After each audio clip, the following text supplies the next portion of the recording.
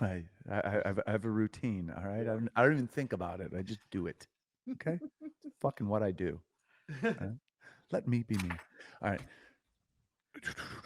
Okay.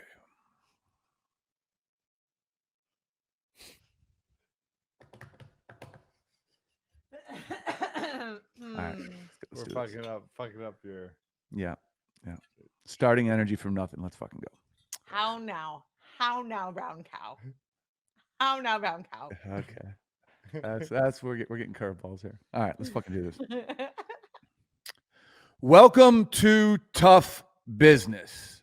I am John Fosco, and I am here with Travis Hoppa Browne and a very, very special guest. Travis, please introduce our amazing guest. This is my amazing, beautiful wife, Ronda Rousey. You all know where she comes from.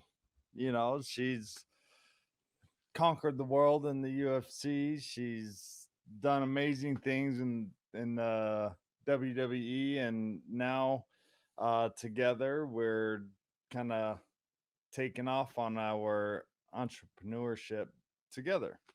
You know, there's things that we're doing together, things we're doing separate, and I think too this will be an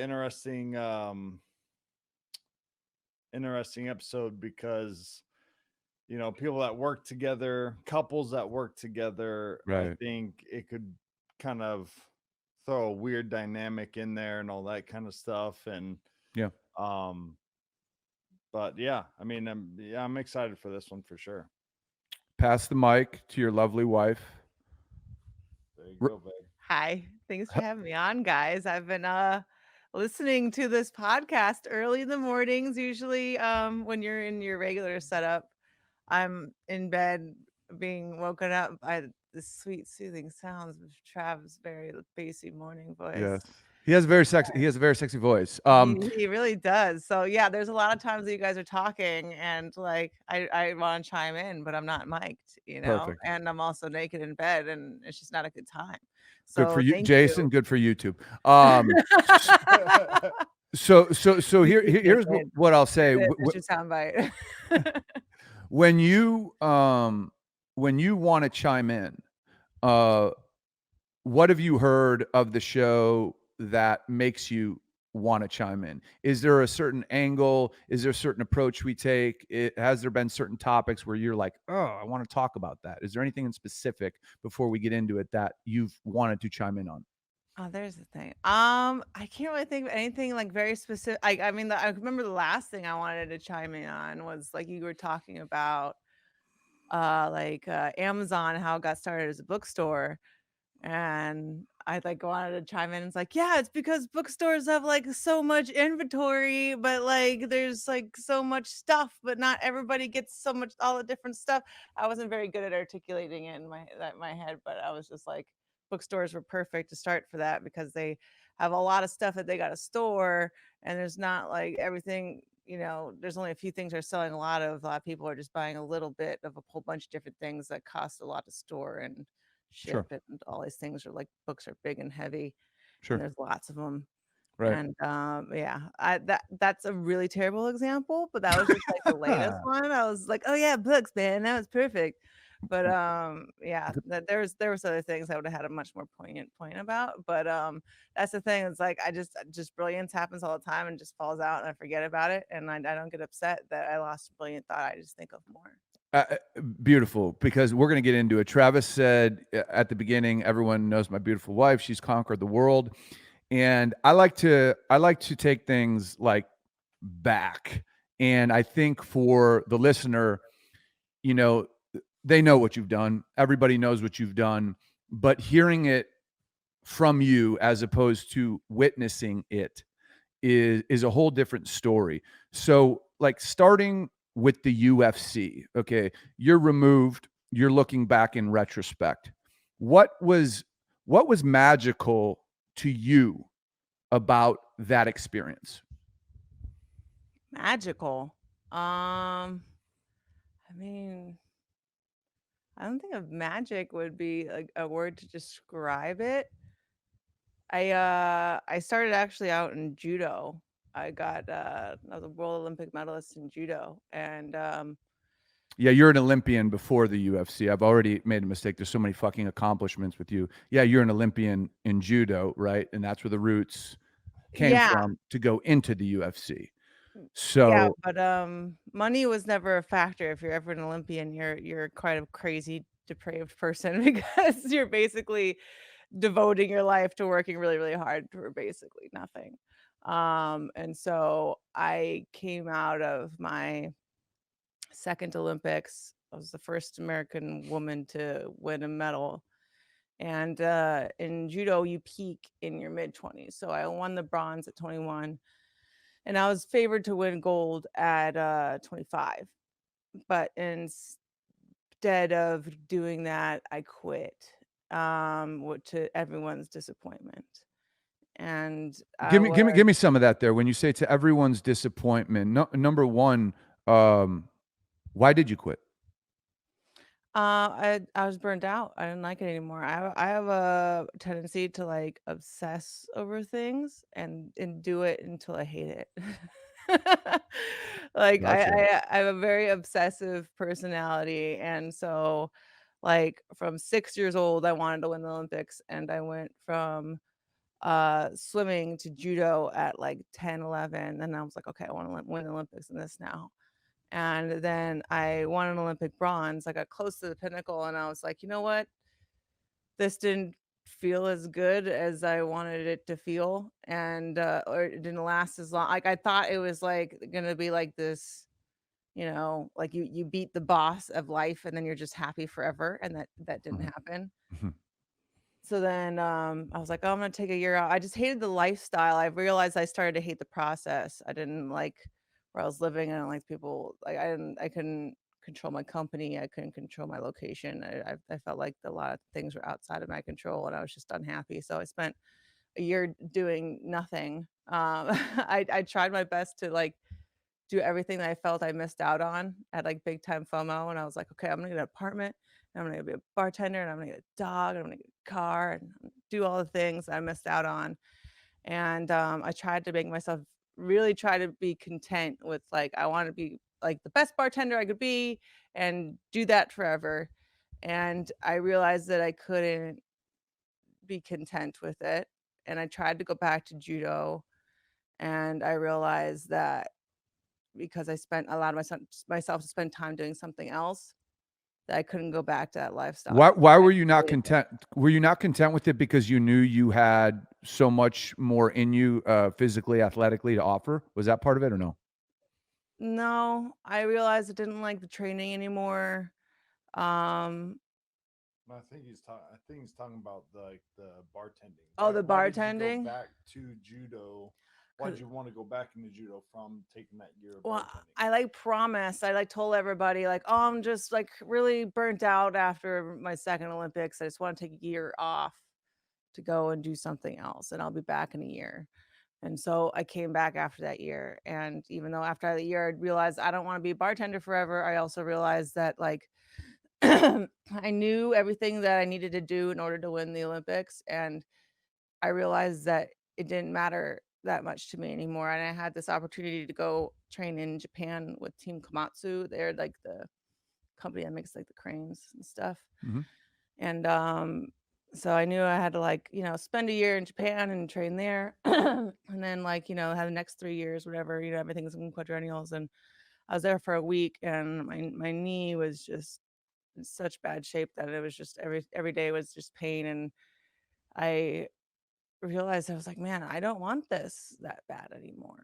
Like, and like really reassessing and being honest with myself of like, this is all I've wanted to do since I was a little kid. This is the most important thing in the world to me. And I had to like realize like this is not what's important to me anymore. And it was really hard. I had to like call my coach from Japan and be like, this isn't what I want to do anymore. I had to talk to the whole team in Japan that just did all his paperwork and moved me out there and everything. I was only there for a week, and I just told them like, I can't do this.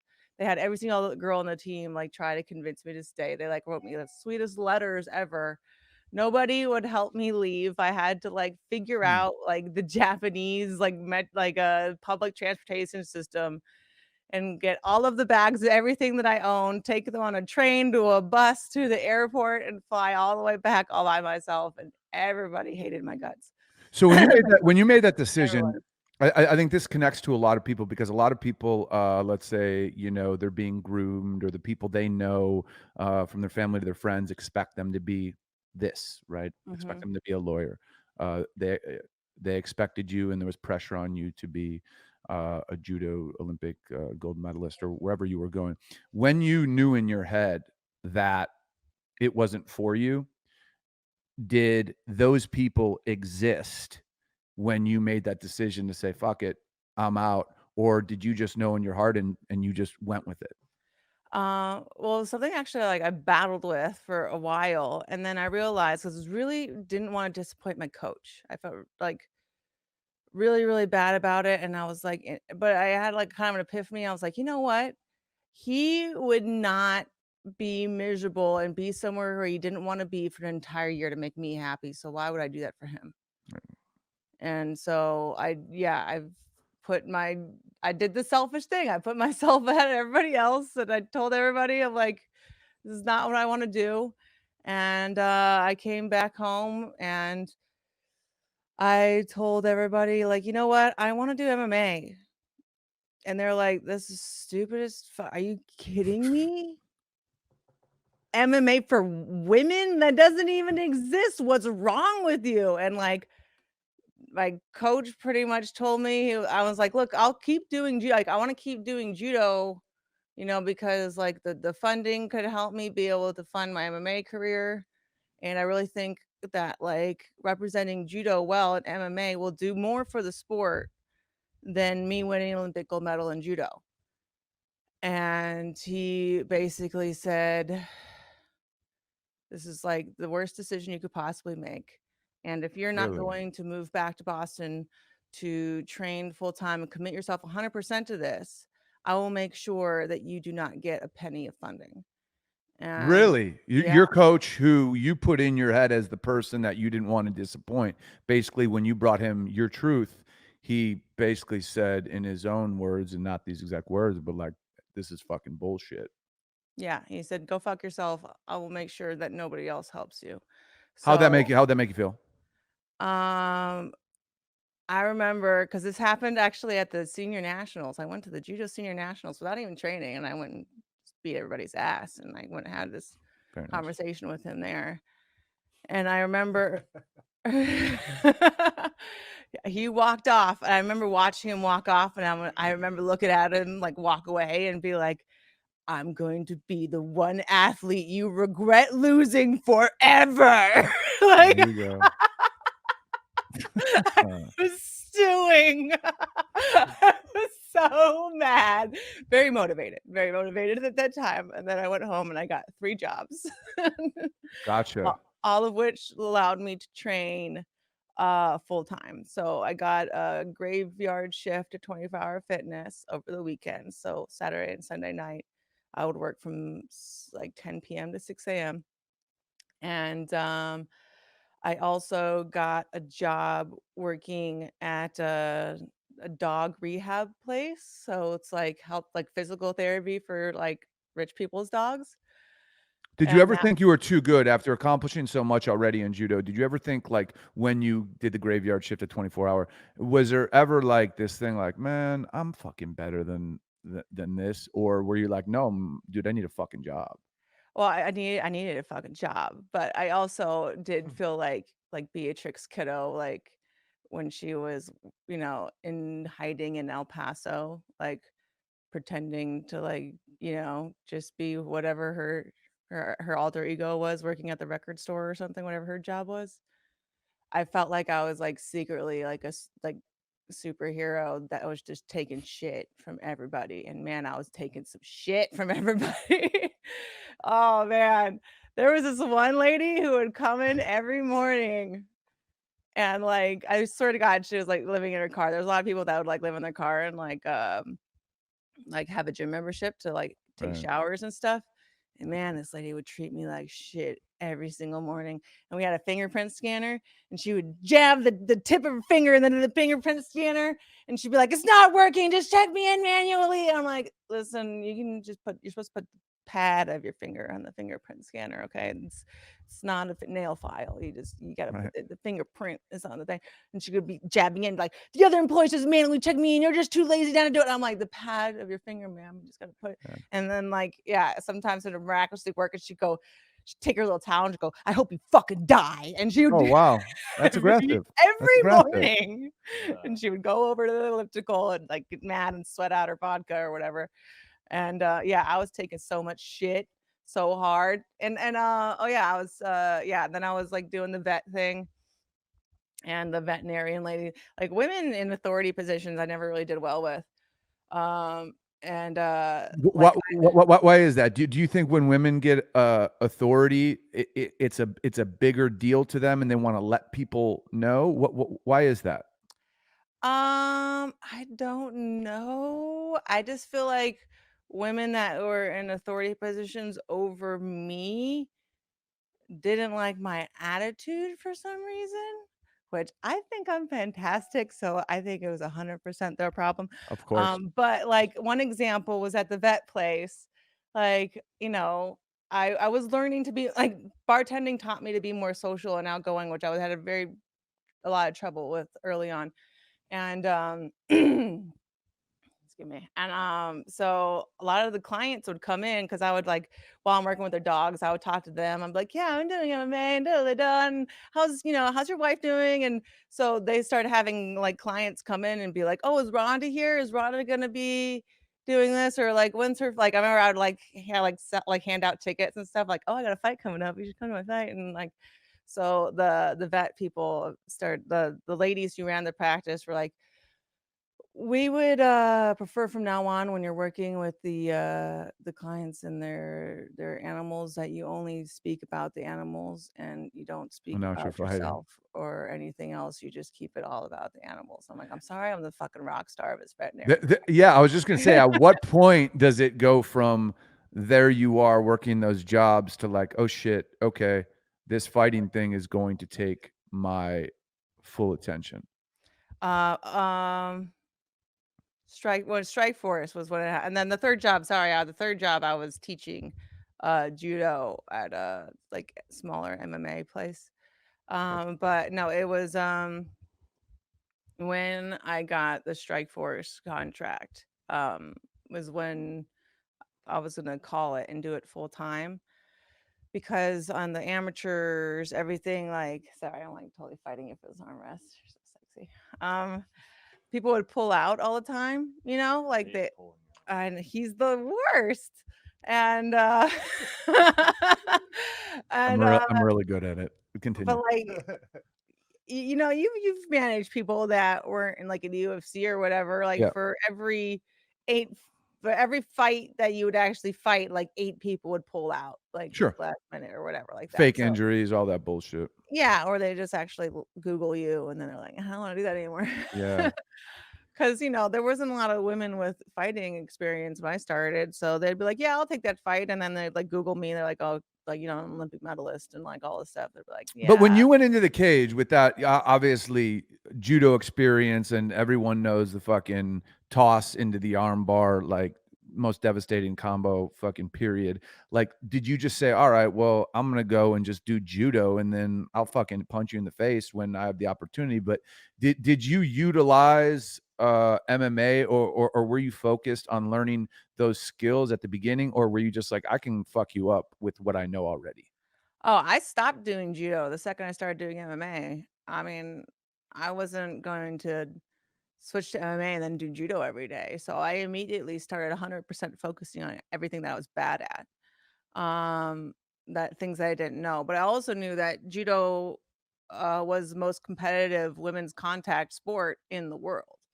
And I knew that all of the girls in judo, if it was a real fight, I'd beat the shit out of them because, politics are a big thing in judo and like points and like all this stuff. So I had to make it into a fight in order to win. I had to make the girls fight me. If I had tried to play like the points game, I would never win. So when you Because say you focus though on all the things that you're not good at, the second you know you're going into MMA, um, that's that's what I always believed everybody, including this guy, should always do. Was that something that you saw as a huge advantage when you'd be training in gyms? That people, let's say, who are really good strikers, they love cracking those pads and fucking sparring, but when it came to wrestling, they really wouldn't put in the time on the mat. Do you think that was one of your, just hearing it out of your mouth now, huge advantages of like, boom, I'm focusing on all the shit I'm not good at, and the shit I'm good at, I already got that. Do you think that's the difference between you, or one of the differences between you and the other girls at the time? Um, I mean, I think the confidence was already there. I already had it from like the Olympics and everything like that. So I think a lot of people when they switch to MMA from another discipline, like say striking, they want to go into the gym and do nothing but striking because they already know that they're good at it and gives them confidence, makes them feel good. And if you're doing stuff that you suck at all the time, you can just start to feel like you suck. And every single day I was in judo, I would have that battle at the end of the day, be like, I suck at judo. What am I doing? I just suck. So I was very comfortable at being in that state of like, God, I suck all the time. So like, in the short term, in like the big picture, I was indiscourageable. But yeah, I never put a gi on again once I started doing MMA. So I would like, of course, do like, grappling and wrestling and things like that, but I wouldn't have that handle to grab. I Right. always wanted like, so I had to, learn about like not giving my back so much and like adjust the way that I grappled. So I already had the good habits from the gi. So I didn't need it anymore. So I never put a gi on again. And I focus a lot on striking, but not striking of like, I want to be a well rounded striker. It was, how do I strike in order to enable my judo as good as possible? So, like, how do I, close distance? How do I learned to strike right handed when I do judo left-handed so that I would never change stance. So, because a lot of people, they're like, "Oh, I wrestle, left, but I also strike left," but they have to Sure. switch stance midway when they're telegraphing, when they're going from one to the other. So, I learned to strike on my weaker side to enable my strength, which was judo, and Gotcha. to keep my stance the same. And so everything was centered around what I already did great, but I didn't actually train why I did great anymore because that was like so ingrained. I kind of needed to unlearn the bad parts of it and completely like rethink how I saw things and as just MMA and not how making judo fit in the MMA like Sure. hole and trying to hammer that peg in there. So when you're smoking people in Strike Force, like at what point, or was there a point when you said, "No, fuck this. The UFC doesn't have women. I'm gonna make that happen." Did you take that on yourself, or did that naturally happen? Oh, the UFC was goal from day one. Strike Force was just the way there. Like Strike Force was never the goal. I mean, Strike Force, when I first got started, Dana already said women would never be in the UFC. Like Right. right when I started, he said that, and I was just like, nah. Like this is how indiscourageable I was. Like, no, he hasn't met me yet. Okay, like he's entitled to his opinion because I'm not there to influence it, but I'm coming. And then the UFC bought out Strike Force. Before I was actually the second woman signed from Strike Force after they got bought by the UFC. So I knew it was a matter of time before they absorbed all the talent and then closed it. So Right. I was on like the ticking clock. So getting into Strike Force, like, because originally the first girl signed to Strike Force since the UFC bought it was Sarah D'Alio. And she was supposed to fight Gina for a comeback, but Gina didn't get medically cleared for the comeback. And then they said I could fight Sarah D'Alio. They signed me, still healing. And So I knew that there was a very limited time before Strikeforce was closed. So in that time, I had to convince Dana to absorb the women along with the men. How did you do before that outside of your fighting? How did you do that? I made sure that everywhere that he looked in any kind of MMA media, he would see my name. And nobody wanted to interview me or anything. But this was when social media was first getting started. So the reason why I have my name on all my social media is because when Instagram was fucking invented, I got Ronda Rousey. I got my Twitter, Ronda Rousey. I got my Facebook, Ronda Rousey. And I was hitting that shit nonstop. There was not a single mention I did not reply to. There was not a single request for an interview, even if it was like your mama's basement blog, whatever. Right. There wasn't a single podcast. There wasn't, I said no to fucking nothing. And that was like There you part go. of my schedule is I would go train in the morning. I would come back. I would make myself a sandwich or something from Trader Joe's. This is when I was like really making good money because I could go to Trader Joe's. And I would do like my social media like hustle all afternoon. I would respond to every single any kind of engagement I had, and then I would go to my second training, and then come Oh, back. with the mindset of if I keep putting in this fucking ground level work, there's no way he's going to be able to deny me and or deny women into the UFC. That was the focus when you were doing all that stuff. Yeah, and the fact that I was trying to be as what's the term? Instigating. I would try to be as instigating as possible. Like a lot of the women in MMA at the time were trying to do that like Miss America shit. And I did that for the Olympics because I'm representing the country and da, da, da. But Gotcha. like, now that I was like, I want to be a professional athlete, I'm representing myself, be like, fuck you, fuck Kim Kardashian, fuck George St. Pierre and his point fighting, fuck this guy and another guy, and girls should have to be hot in order to fight, and da, da, da. Like I was just saying I was triggers. I was just trying to trigger everybody. Even I was just trying to get as much of an emotional response from people as possible, even if it wasn't my actual opinion. I was developing that character that was trying to get a So rise. some of that was a show, not all of that was honest. Everything was an exaggeration. An exaggeration. There was nothing I said that I completely didn't agree with, but there are things that I said in a way that I normally wouldn't, and to be purposely inflammatory. Yes. Elevated. Yeah. Okay. So what happens when it happens? So what happens when you go from that to you did it?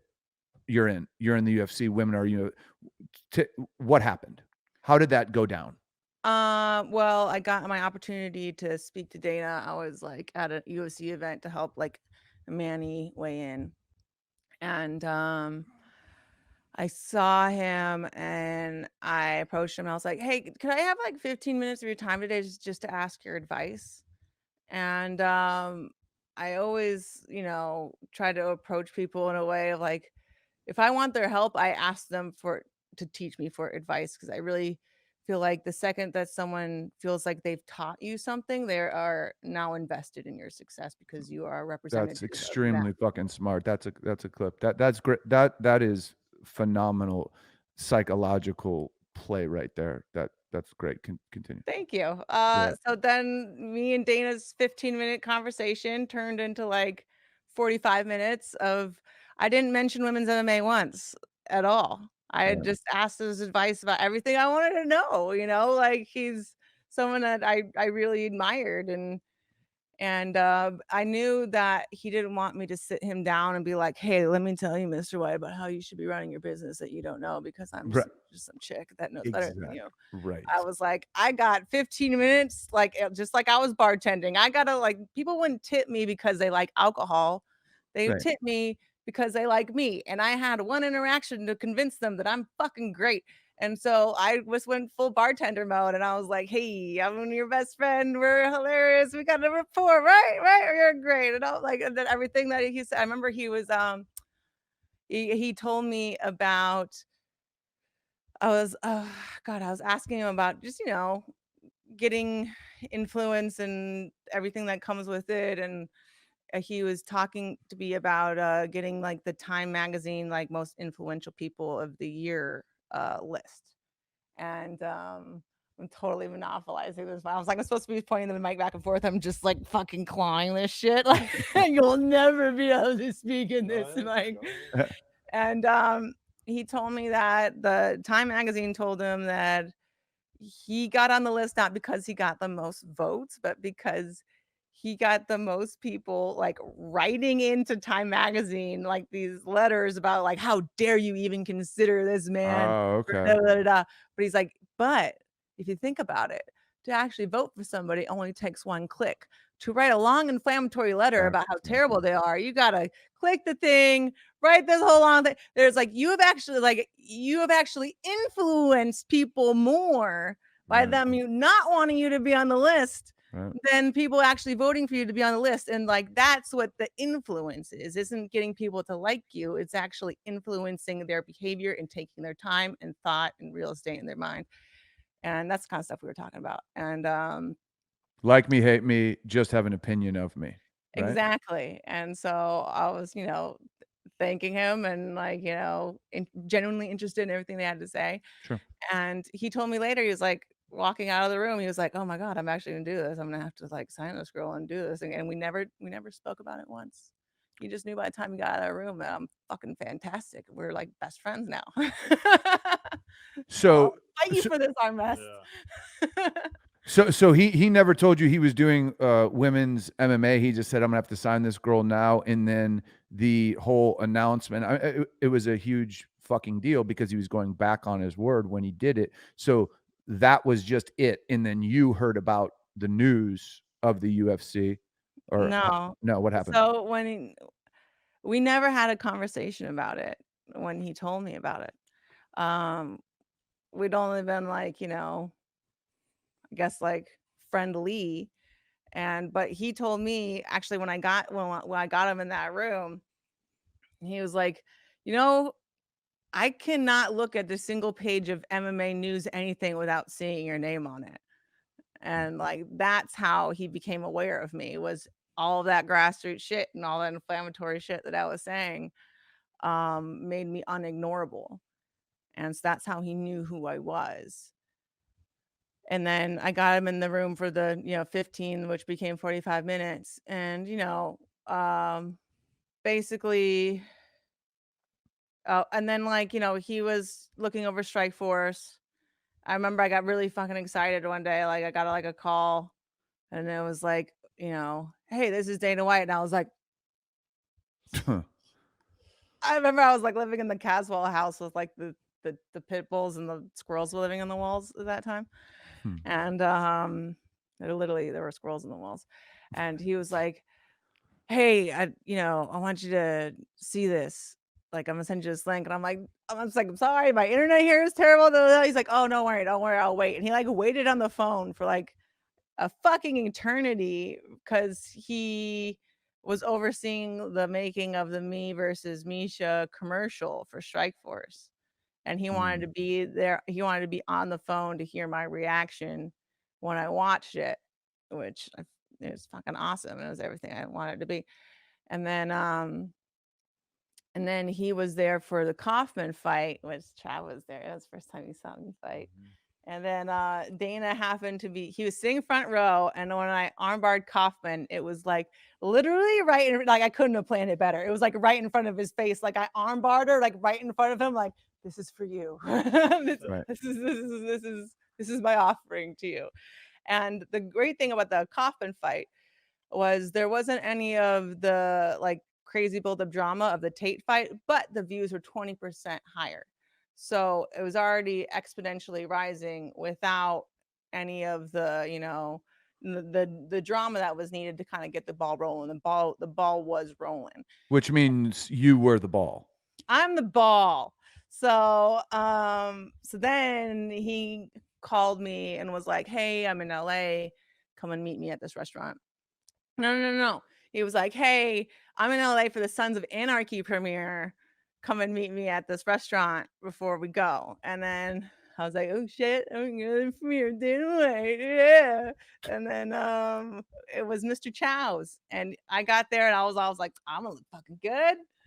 I'm gonna like be the hottest bitch on this red carpet and not even watch Sons of Anarchy. Like I was so ready to like wow this shit, you know? And then when I got there and then Dana was like, I can't do a Dana impression very well. He's like, there's a reason why I can't there's a reason why I called you to this restaurant. You know what it is? And I'm like, no, I don't even know. It's like, this is Mr. Chow's. I'm like, okay. Okay. Mr. Chow's like in front of this restaurant a couple years ago. I told TMZ that women would never fight in the UFC. I brought you here to tell you that you're going to be the first woman to fight in the UFC. And I was like, ah! But I didn't do it really. I was just like, Right. you know, in my But- mind, I was like, ah! Right. I kept it together. I was just, Right. Mr. White, Dana, this is good. This is the best decision you ever made in your life. And I cannot wait to prove you right. And, you know, like, thank you so much. I am so grateful. And I'm going to be the best athlete you have ever worked with. I promise you. But in the inside, I was like, ah! So, Right. and then, so we went to the Sons of Anarchy Pier. I know. Yeah. I'm snapping. Okay. And we we're got out of going the now. car. And I remember he played Rage Against the Machine in the Very car nice, all the way to the very premiere. Whoop! I know, I'm getting all over with this mic. So we were pumped. We're all excited. We're like, yeah, we're blah. And then I'm like, I'm in the car with Dana White, listening to Rage Against the Machine, going to fucking red carpet. I don't even know if I've been to a red carpet before. And then we get out, and then like you know how like the people that like do the signings and like the graphers, whatever, at the premieres. Sure. We get out of the car, and you would think that I paid these people. This never happened to me before. We stepped out of the car, and all the people go, Ronda Rousey, and they're like fucking screaming. I'm like, these people are screaming for me in front of Dana fucking White after he told me that I'm going to be in one of the Sons of Anarchy premiere. The whole time went through the red carpet. No one was screaming shit for the Sons of Anarchy people the whole time. Ronda! And I was like, fucking excellent. Thank you guys so much. Keep doing it. Like they screamed the whole way in there. And I just knew Dana was like, oh, I just totally did the best thing. I did the right thing. And I'm just like, you totally did the best thing. You did the right thing. So then the after party for the Sons of Anarchy premiere, you'll never guess where it was. I've told you already, he knows. So they hosted it at Gladstone's for Fish, where I used to be a bartender at. So I was, and the fucking manager bitch and the president bitch there. Well, actually, the president bitch there got fired, and then a manager bitch there was still there. It didn't like me, and she had to fucking walk in there. Like I'm like, I'm here at the thing, and I don't know. You can't even fucking give me no write up, bitch. Where's my write up, bitch? I would like a shot to take with Dana fucking White. You know, like, so it was a crazy day. So that's a bit okay. So that's